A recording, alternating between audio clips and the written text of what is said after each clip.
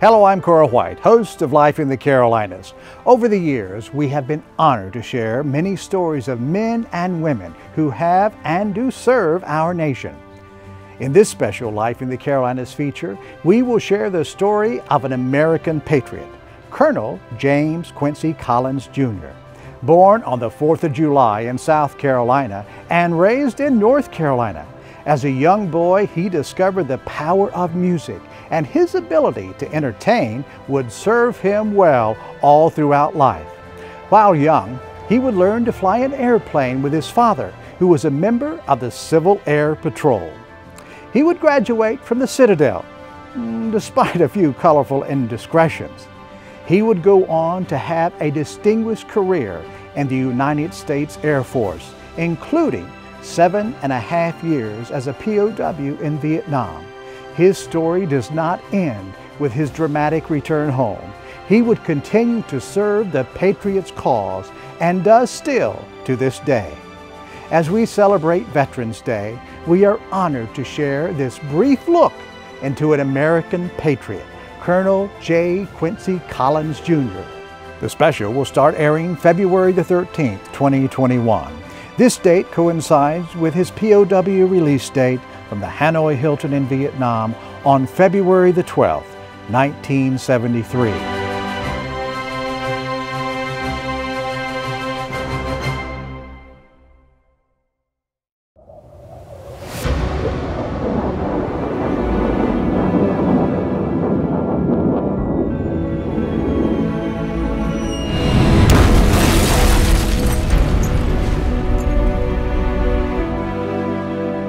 We were flying F-86s because that's what they used during Korea.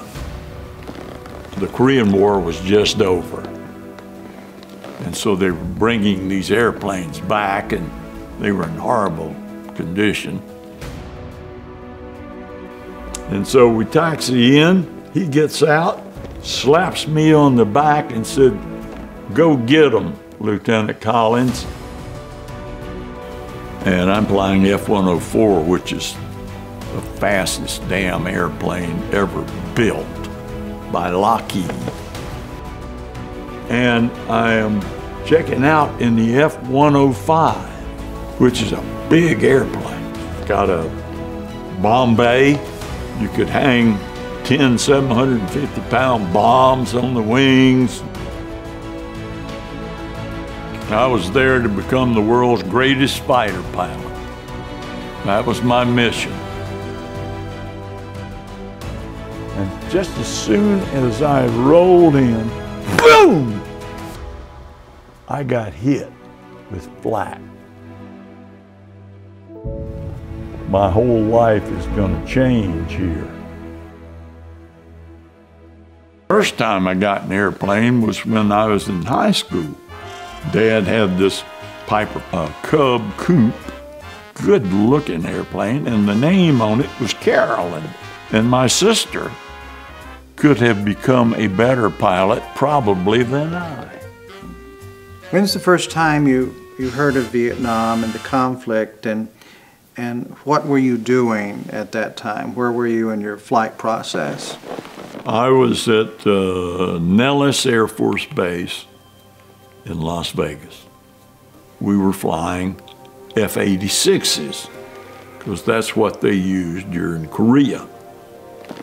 The Korean War was just over.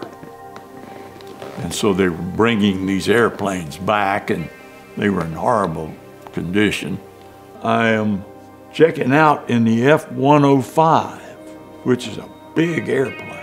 So all that's happening, but it's pushing you. It's pushing you to a level of excellence, right? I mean, the numbers are really racking up, aren't they? Yeah, they are. I was a flight commander, and the last mission, I think, was the 13th mission. Went up to the Mekong River. My cockpit indicator said, "Target is straight ahead." And then when we got there, lead had to come back around. He wasn't in any position to roll into the target, but I was. So I rolled in, and my wingman followed me down, and he backed off like we were supposed to. And just as soon as I rolled in, boom! I got hit with flat. You know, everything was going wrong that could go wrong. I don't remember ejecting from the airplane, but I didn't know those things. I wasn't aware of what was going on, except when I became conscious again, I was leaning up against a palm tree, and I had on nothing but my shorts. My watch was gone, my citadel ring was gone. I was just sitting there in my shorts. And I thought, oh, my whole life is gonna change here. I was in agony. I was hurting bad. So were you held captive then at a certain place, or were you moving all the time? Not moving. I felt that we were on the way to Hanoi. I think maybe they stopped at a place we later called the zoo. That's how I ended up arriving at the hospital in Hanoi. I was put in what they call New Guy Village. And this is where the new guys were introduced to the interrogations and the torture and this, that, and the other.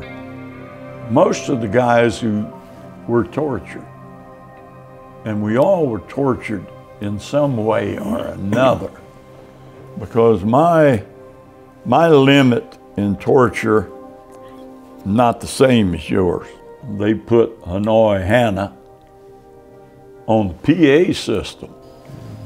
They just hooked her up, and it's broadcasting out across that neighborhood and that prison camp. And she went on to say how America says it's just landed 2 people on the moon. One of them was an old friend of mine. And so I said to myself, I want to see the moon. And then I said, I'm going to look around here and see if there's somewhere where I can use a nail that I got from medical room. And I want to see it.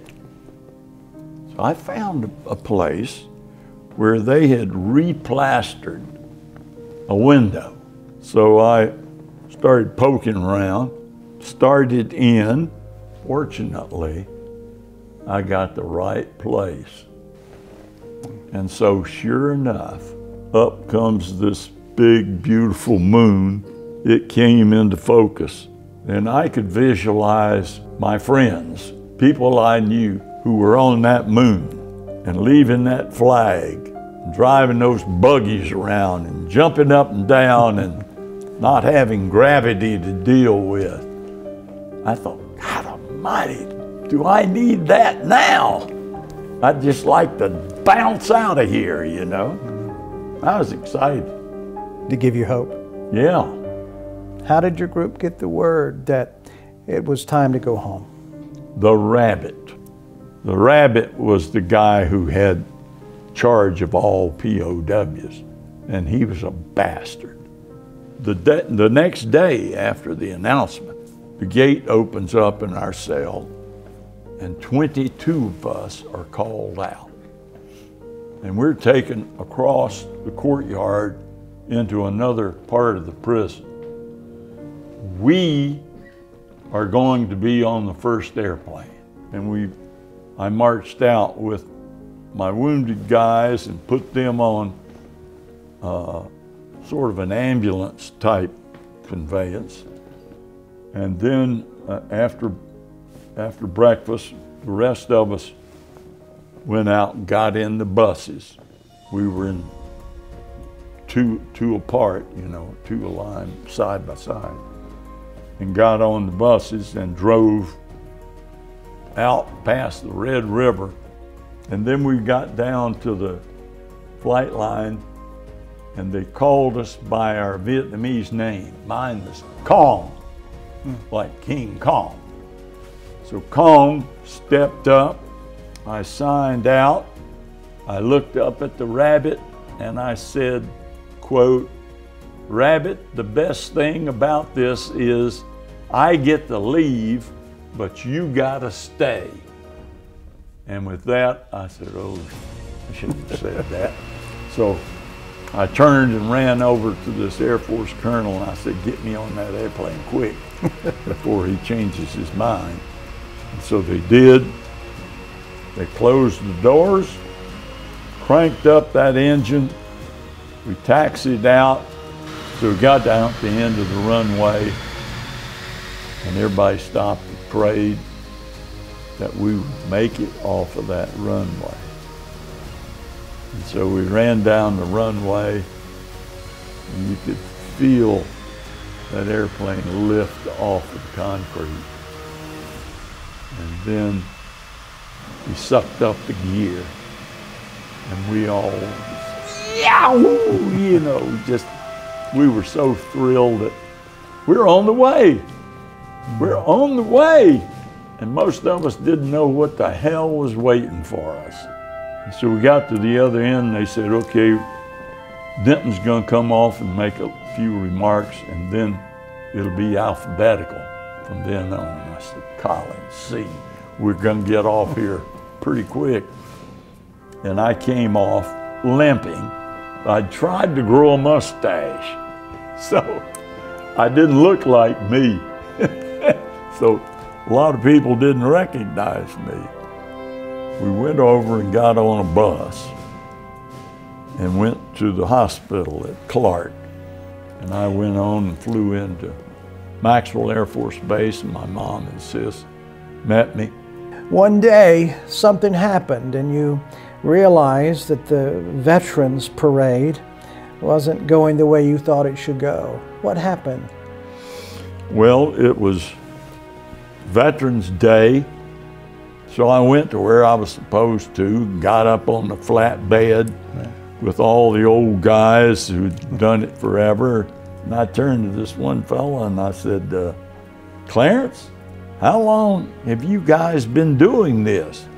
He said, 17, 18 years.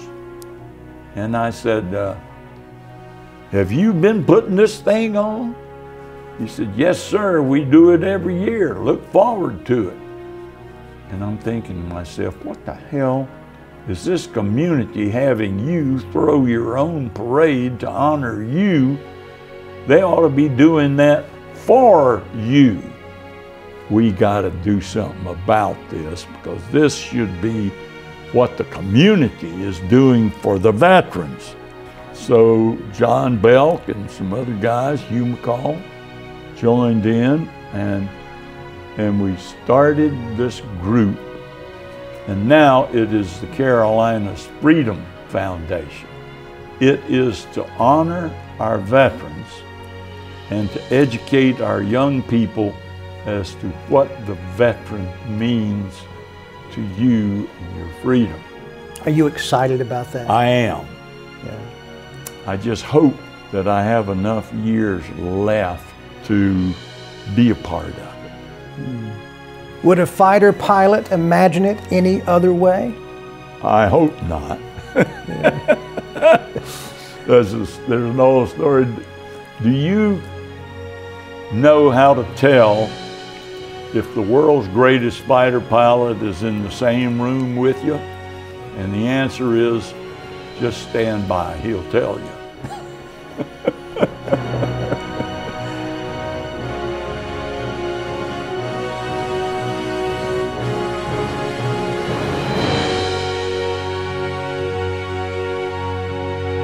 And bigger drama is coming ahead.